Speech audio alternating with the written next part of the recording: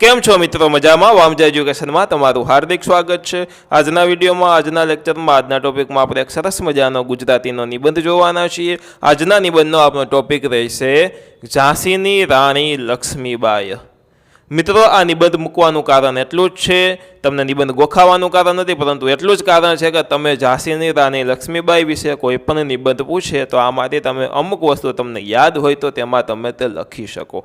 અને હા, અમુક વસ્તુ એ કહેવાની કે અમુક નિબંધ અવારનવાર પૂછાતા હોય, જેમ કે નારી તું નારાયણી, મહિલા સશક્તિકરણ, મહિલા દિવસ વિશે નિબંધ લખો. મહિલા, લેડીઝ, નારી ગમે તે નિબંધ પૂછે તો તેમાં આમાં નારી શક્તિનું જ એક ઉદાહરણ મહારાણી લક્ષ્મીબાઈનું આપેલું છે. બરાબર, આમાંથી તમે અમુક વસ્તુ લઈ અને તેમાં પણ તમે લખી શકો, એટલે કે તે નિબંધોમાં પણ તમને આ નિબંધ કામ આવશે. એટલે એવી રીતના તમારે વ્યવસ્થિત રીતના જોવાનો રહેશે, છેલ્લે સુધી તમારે નિબંધ જોવાનો રહેશે. બહુ મોટો નથી, માત્ર 2 પત્તાનો નાનકડો નિબંધ આપણે લીધેલો છે. ઓકે, શરૂઆત કરીએ. અને આમાં તમે રાણી લક્ષ્મીબાઈની જીવન કથા એટલે કે જીવનની અમુક માહિતીઓ પણ મિત્રો જાણવા મળશે, જે આવનારા સમયોમાં જનરલ નોલેજમાં પણ તમને કામ આવી શકે છે.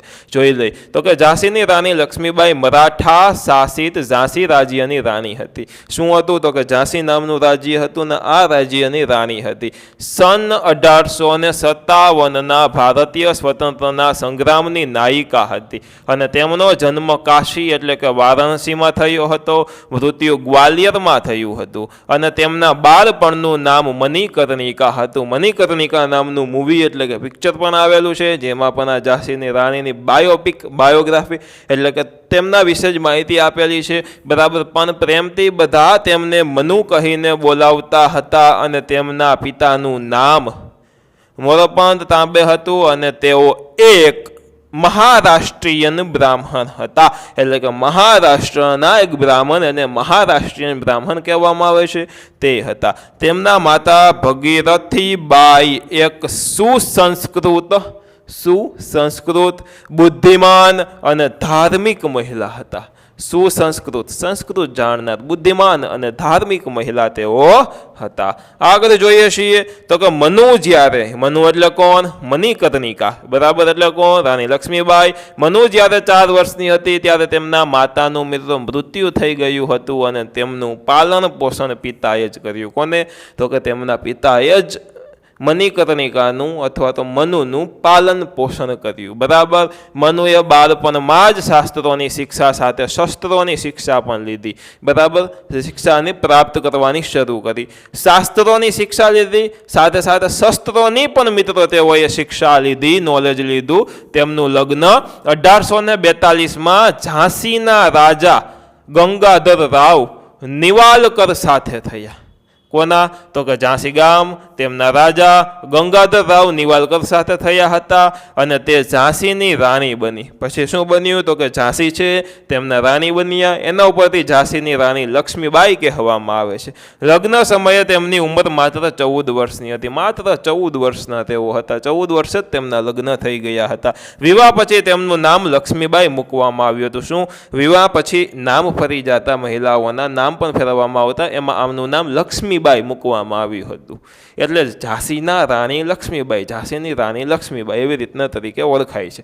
બરાબર, સન એટલે કે સાલ 1851માં રાણી લક્ષ્મીબાઈએ એક પુત્રને જન્મ આપ્યો, પરંતુ 4 મહિનાની આયુમાં જ એટલે કે 4 મહિનાના થયા ત્યાં જ તેમનું મૃત્યુ પામ્યું હતું. અને સન 1853માં રાજા ગંગાધર રાવનું સ્વાસ્થ્ય ઘણું બગડવાથી તેમને દત્તક પુત્ર લેવાની સલાહ આપી. એમને સલાહ આપી કે ભાઈ દત્તક પુત્ર લઈ અને સલાહ આપવામાં આવી અને પુત્ર દત્તક લીધા પછી રાજા ગંગાધર રાવનું મૃત્યુ 21 નવેમ્બર 1853માં તેમનું મૃત્યુ થઈ ગયું. બરાબર, ઓકે, આગળ જોઈ લઈએ. દત્તક પુત્રનું નામ દામોદર રાવ મૂકવામાં આવ્યું હતું. શું નામ? તો કે દામોદર રાવ. બરાબર, આમાં જ મિત્રો આપણે ઝાંસીના યુદ્ધ વિશેની પણ એક ઝલક મારે તમને આપવી છે, તે જોઈ લઈએ. તો કે ઝાંસી 1857ના વિદ્રોહનું એક મુખ્ય કેન્દ્ર બની ગયું હતું. શું? ઝાંસી. ઝાંસી શું છે? ઝાંસી ગામ, બરાબર. 1857ના વિદ્રોહનું એક મુખ્ય કેન્દ્ર બની ગયું હતું અને જ્યાં હિંસા ભડકી ઉઠી હતી. રાણી લક્ષ્મીબાઈએ ઝાંસીની સુરક્ષા અને સુદ્રઢ કરવી શરૂ કરી દીધી હતી. સુદ્રઢ કરવાની શરૂ કરી દીધી હતી અને એક સ્વયંસેવકની સેનાની રચના શરૂ કરીને આ સેનામાં મહિલાઓની પણ ભરતી કરવામાં આવતી હતી અને તેમને યુદ્ધ પ્રશિક્ષણ પણ આપવામાં આવતું હતું. પ્રશિક્ષણ, યુદ્ધ પહેલાનું શિક્ષણ પણ મિત્રો આપવામાં આવતું હતું. સાધારણ જનતાએ પણ આ વિદ્રોહમાં સહયોગ આપ્યો હતો. 1857માં પડોશી રાજ્ય ઓરછા અને દતિયાના રાજાઓએ ઝાંસી પર આક્રમણ કરી દીધું. 1857 યાદ રાખજો, બરાબર. ઓકે. રાણીએ સફળતાપૂર્વક તેને વિફળ કરી દીધા અને વિશાળ અંગ્રેજ સેનાને મારતી રાણી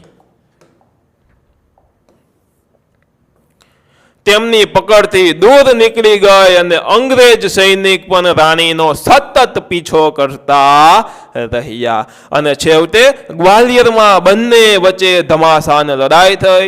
રાણીનો ઘોડો પણ થાકી ચૂક્યો હતો, તેથી એક નાળાને પાર કરતી વખતે ઘોડો થંભી ગયો, એટલે કે ઊભી ગયો, કારણ કે તે પણ બહુ થાકી ચૂક્યો હતો અને એટલામાં જ પાછળથી એક અંગ્રેજ સૈનિકે રાણીનો ડાબો હાથ કાપી નાખ્યો અને આ અવસ્થામાં રાણીએ એ અંગ્રેજ સૈનિકના ટુકડા કરી નાખ્યા અને ખુદ સ્વર્ગલોક સીધા આવી ગઈ અને મહારાણી લક્ષ્મીબાઈની વીરતા, ત્યાગ અને બલિદાન પર ભારતીયોને મિત્રો ગર્વ છે.